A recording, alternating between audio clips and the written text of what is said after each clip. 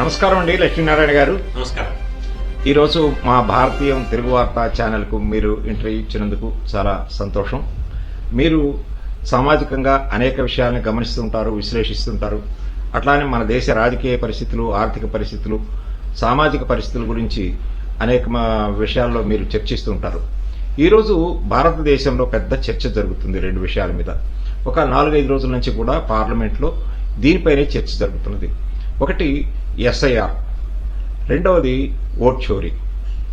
ఇప్పుడు ఓట్ చోరీ మీద ఎందుకు ప్రతిపక్షం అంత గట్టి నిర్ణయం తీసుకుంది, అంత స్టాండ్ తీసుకుని 2-3 సార్లు ఎన్నికల సమయంలో వాళ్ళు ఇదే ప్రస్తావన చేసినప్పటికీ కూడా వాళ్ళు విఫలమయ్యారు, ప్రజలు ఎవరిని గుర్తించలేదు. అయినప్పటికీ కూడా ఇప్పుడు ఎందుకని ఇంత పెద్ద ఎత్తున చేస్తున్నారు, కొంచెం మా ప్రేక్షకుల కోసం మీరు విశ్లేషణ తెలియజేయగలరా? తప్పకుండా. పృథ్వీరాజ్ గారు, ఇవాళ నిజంగా దేశం అంతటా చర్చ జరుగుతున్నటువంటి విషయం ఓట్ చోరీ. ఈ ఓట్ చోరీ అనేటువంటిది దీనికి చాలా బ్యాక్గ్రౌండ్ ఉన్నది. ఇదేమి ఒకరోజు ఒకసారి పుట్టినటువంటి ఒక మాట కాదు ఇది.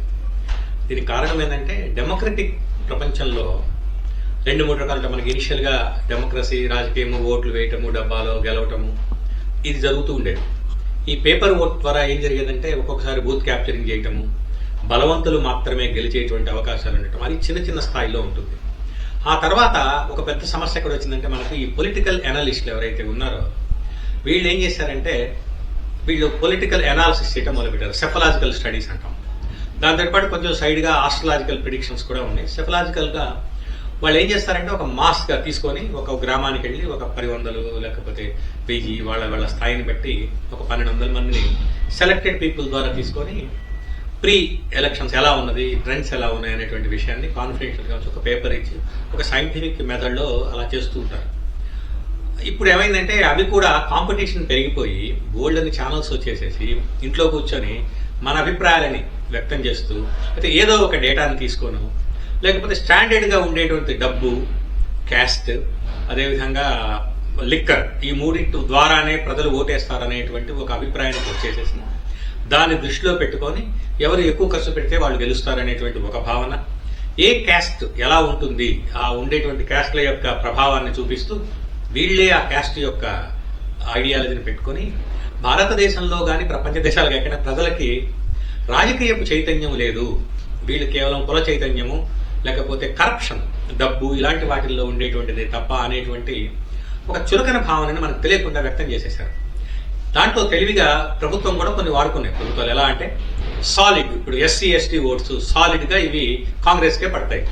లేకపోతే ముస్లిం ఓట్స్ ఉన్నాయి, ఈ ముస్లిం ఓట్స్ పడతాయి. ఒక గ్రామానికి వెళ్తాం, అక్కడ ఎంతమంది ముస్లింస్ ఉన్నారు, ఎంతమంది SC/STలు ఉన్నారు, దీన్ని బట్టి ఈ ఓటు పలాంటి పార్టీ గెలుస్తుంది అనేటువంటి ఒక ట్రెండ్ ని సృష్టించారు మనకి. బాగా ఇది మనసుల్లో బాగా పాతుకుపోయింది. దీని తర్వాత ఇక రాష్ట్ర ఇంటెలిజెన్స్ వర్గాలు ఉంటాయి, అంటే పోలీస్ సంబంధించినటువంటి వీళ్ళు కూడా ఏం చేశారంటే అపీజ్మెంట్ పాలసీలో మాట్లాడటం మొదలు పెడుతున్నారు. అంటే మనం చూసాము ఏ ప్రభుత్వం మారినా ఫస్ట్ ఇంటెలిజెన్స్ డీజీ మీద పడుతుంది. అది కారణం ఏంటంటే వాళ్ళు చెప్తారు రాజుకి, ది సోకాల్డ్ చీఫ్ మినిస్టర్ చెప్తారు, ఎలక్షన్స్ మీరు వెళ్ళండి, మీరు బ్రహ్మాండంగా గెలుస్తారు, మీ గురించి అంటారు. ఎందుకంటే భిన్నంగా చెప్తే అతను ఏమనుకుంటాడో అన్న భయంతో వీళ్ళు ఏం చేస్తున్నారంటే దే స్టార్టెడ్ ఫీడింగ్. ఇది జరుగుతుంది. తర్వాత ఇంకొక కొత్త విధానం కూడా ఉన్నది. ఏం చేస్తారంటే ఒక పార్టీ గెలిచినప్పుడు ఆ పార్టీకి ఓట్లు 40-45% ఉన్నాయనుకోండి, ఇది విపక్షాల యొక్క బలహీనత వల్ల పార్టీ చీలింది, కానీ నిజానికి ప్రజలందరూ కూడా ఈ పార్టీని చీకొడుతున్నారు, ఈ పార్టీకి వచ్చింది 40%. విపక్షాలన్నీ గనక ఏకమైనట్లయితే ఒకేసారి పార్టీ గెలుస్తుంది అని ఇంకొక కొత్త ట్రెండ్ తీసుకొచ్చారు. ఇలా తీసుకొచ్చి ఏం చేస్తున్నారంటే ఒక్కొక్కసారి మనం ఈ పార్టీని జయించి ఏదైనా సరే బీజేపీ కావచ్చు, కాంగ్రెస్ కావచ్చు, కాంగ్రెస్ కూడా చాలా సంవత్సరాలు అధికారంలో ఉన్నది, కాంగ్రెస్ కూడా ఇదే పరిస్థితి ఉండేది. కాంగ్రెస్ ఓడగొట్టాలంటే విడిగా చేత కాదు కాబట్టి మనం అందరం కలవాలి అనేటువంటి దృష్టితోటి అందరూ కలిసి ఒక గ్రూపుగా ఏర్పడి వీటన్నిటిని చేస్తున్నారు. ఇది ట్రెండ్. ఇది కామన్ మ్యాన్ కూడా అదేగా ఆలోచిస్తాడు. పార్టీలకు కూడా ఇవాళ రీజనల్ పార్టీల్లో ముఖ్యంగా more than regional party it has become a caste party, దానికంటే మించి ఫ్యామిలీ పార్టీ అయింది. వీళ్ళకి ఒక హైప్ ఉంటుంది, వీఆర్ గోయింగ్ టు విన్, మనమే చేస్తున్నాం అనేటువంటిది ఒక బ్లైండ్ గా. దీనికి కారణం ఏంటంటే ప్రజలని తక్కువ అంచనా వేయటం. అంటే పెద్ద ఎడ్యుకేటెడ్ కాని వాళ్ళని, లేకపోతే ఎడ్యుకేటెడ్ అయి కాస్త ఎఫిలియెంట్ గా ఉన్న వాళ్ళందరూ కులబలం తోటి, లేనటువంటి వాళ్ళని డబ్బు విసిరేస్తే జరుగుతుంది అని చెప్పారు. కానీ ఒక గొప్ప ఏ రోజు మన భారతదేశము ఈ డెమోక్రసీ అనే కొత్త ఆలోచన చేసిందో ఆ రోజు ఈ దేశ ప్రజల యొక్క గొప్పతనం ఏంటంటే వీళ్ళు 364 రోజులు మీరు చెప్పినవన్నీ ఉంటాయి, కానీ ఎన్నికల రోజు మాత్రము ఎప్పుడు ఎక్కడ ఎలాంటి డెసిషన్ ఇవ్వాలో అదే ఇచ్చాడు చరిత్ర కనుక తీసుకున్నట్లయితే. ఎందుకంటే ఇండిపెండెంట్గా ఉండేటువంటి దాదాపుగా 100 మంది 150 మంది తొలి పార్లమెంట్లో ఇండిపెండెంట్స్ గెలిచారు. వాళ్ళందరూ కూడా అప్పటి రోజుల్లో మంచి మంచి పేరు ప్రఖ్యాతలు ఉన్నటువంటి వాళ్ళు గెలిచారు. స్వాతంత్రం తీసుకొచ్చిందనేటువంటి భావంతో కాంగ్రెస్ పార్టీ గెలిపించారు. తర్వాత కాలాల్లో లోకల్గా ఉండేటువంటి లెఫ్టిజము, బయట నుంచి వచ్చేటువంటి కొన్ని చోట్ల గెలిచినా ఓడిపోయినా ఎప్పుడు ఎక్కడ ఎవరికి ఓటేయాలో అలా గెలిపించారు. ఉదాహరణకి బీహార్లో ఎన్నికలు కనుక తీసుకున్నట్లయితే వాళ్ళు కొత్తగా, అంతేకాదు అంతకుముందు జరిగినటువంటి ఎన్నికలు కూడా ఇదంతా మీరు మా ఓట్లు, మాకు సాంప్రదాయంగా వస్తున్న ఓట్లు ఏవైతే ఉన్నాయో అవన్నీ మీరు తీసేశారు, మీ ఓట్లు కావాలని డూప్లికేట్ చేస్తున్నారు, ఇలాంటి ఆరోపణలు చేస్తున్నారు. అంటే ఆరోపణలు చేయడానికి దీనికి బ్యాక్గ్రౌండ్ ఇది. ఇలా జరిగినప్పుడు ఏం జరుగుతుందంటే ఈ విషయాలన్నింటినీ కూడా క్రోకెడించుకొని ఒక రాజకీయ పార్టీ ఎన్నికల్లోకి వెళ్ళినప్పుడు వాళ్ళు డిసైడ్ చేసుకుంటారు వీఆర్ గోయింగ్ టు విన్. దానికి సపోర్టివ్ సెఫలాజికల్ ఛానల్స్ ఉంటాయి కొన్ని, ఒక పార్టీ ఛానల్స్. ఇవి కూడా ఏం చేస్తున్నారంటే వాటికి తగినట్టుగా చెప్తున్నారు.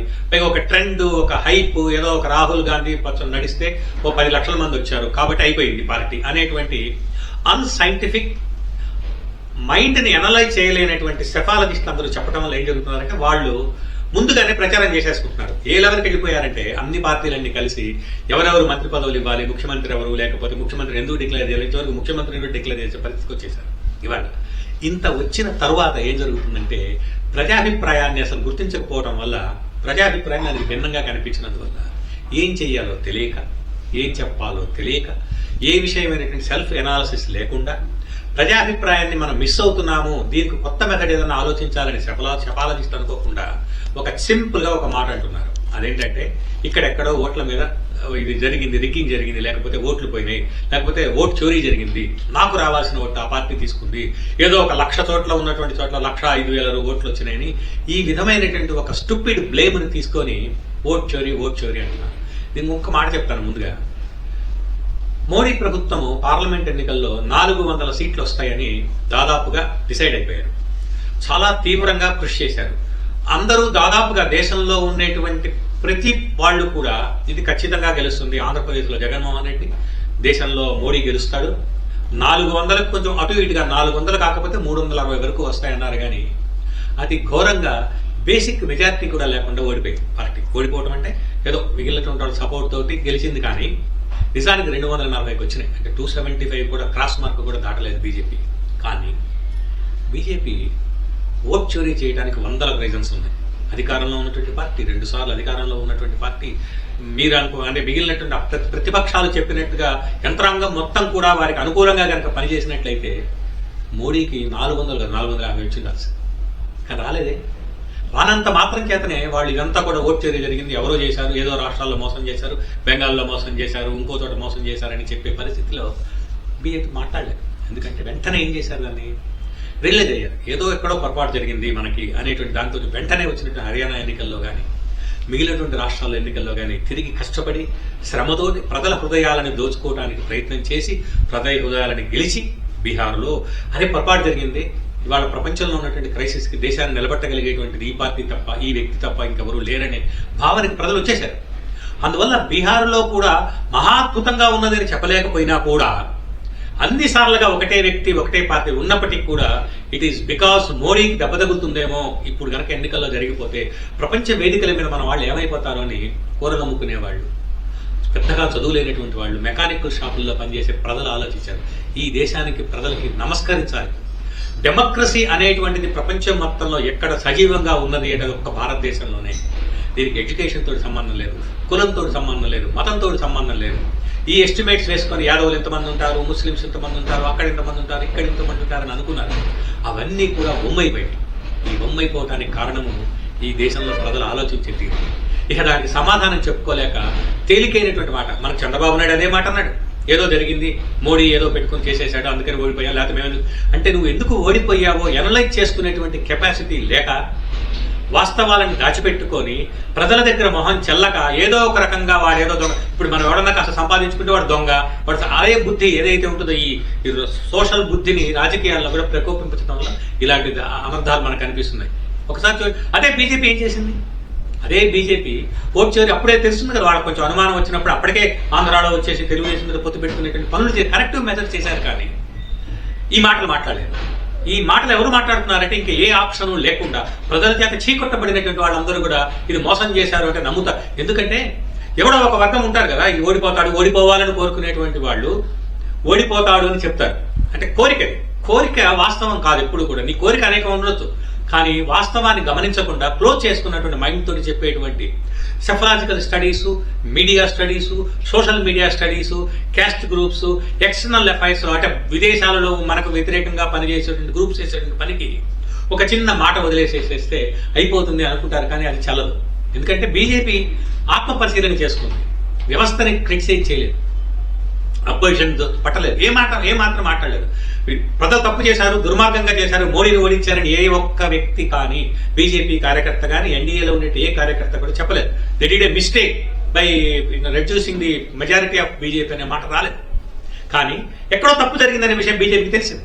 వెంటనే మార్చేసుకున్న తర్వాత వచ్చినటువంటి మహారాష్ట్ర ఎన్నికలు, హర్యానా ఎన్నికల్లో అనూహ్యమైనటువంటి మెజారిటీతో ఇచ్చారు. అనూహ్యంగా అసలు వాళ్ళ గెలుపు అనూహ్యమని జనం అనుకున్నారు. కానీ కరెక్షన్ చేసుకున్నందువల్ల జరిగారు. కాబట్టి ఇప్పుడు చేసుకోవాల్సింది ఏంటంటే మెంటల్ కరెక్షన్, అనాలిసిస్ చేసుకోవాలి. కానీ ఒక బ్లేమ్ చేసేసి అయిపోయింది, టీషర్ట్ వేసుకొని తిరిగాము, పార్లమెంట్లో వెకిలిగా మాట్లాడామంటే చల్లదు.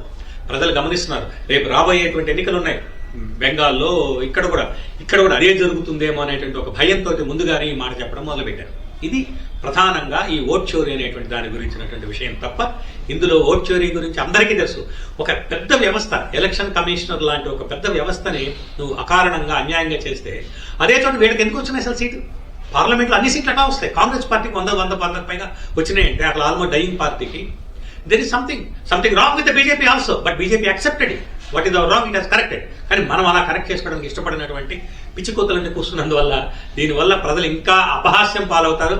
వీడు ఇలా మాట్లాడటం మంచిదే నేనైతే వ్యక్తిగతంగా అనుకుంటాను. ఎందుకంటే ప్రజలు ఇంకా చీకొట్టాలంటే వీడికి ఇంకా బుద్ధి లేదు మనం ఓడించిన అనేటువంటి ఒక భావన ప్రజల్లో రావాలి అంటే తప్ప ఇంతకు మించి ఇది ఏ విధమైనటువంటి రాజకీయం కాదు. ఆప్ ఢిల్లీలో దేశ పార్లమెంటు సీట్లన్నీ ఇచ్చి ఆప్కి అసెంబ్లీ ఇచ్చారు, 3 సార్లు గెలిచారు అసెంబ్లీకి. మరి బీజేపీ ఏమి మోసం చేశారు అనలేదే. ఎలా గెలిచాడు కేజ్రీవాల్? ఎలా గెలిచాడు? ఇదే కనుక జరిగితే తొక్కి పారేస్తారు మామూలుగా. జరగలేదే అట్లా. బీజేపీ అత్యంత హేయంగా వచ్చినాయి సీట్లు, అదే ఓటర్లు, సేమ్ ప్లేస్ లో అంత హీనంగా ఓట్లు వచ్చినా అవమానాన్ని భరించారు. కానీ వ్యవస్థని దూషించలేదు.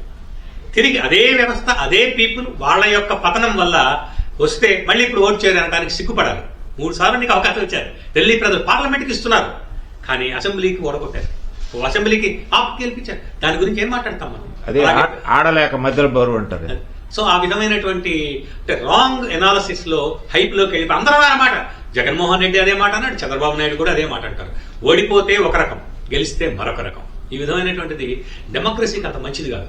అయితే అదృష్టం ఏంటంటే అన్ఎడ్యుకేటెడ్ అనుకునేటువంటి ప్రజలు 1977లో ఇందిరాగాంధీ లాంటి ఒక మహానాయకురాలని, ప్రపంచ ప్రఖ్యాతి చెందిన నాయకురాలు, ఒక అనామకుడైనటువంటి ఒక వ్యక్తి, ఆయుర్వేదిక్ డాక్టర్ గెలిచాడు. ఇది దేశపు గొప్పతనం.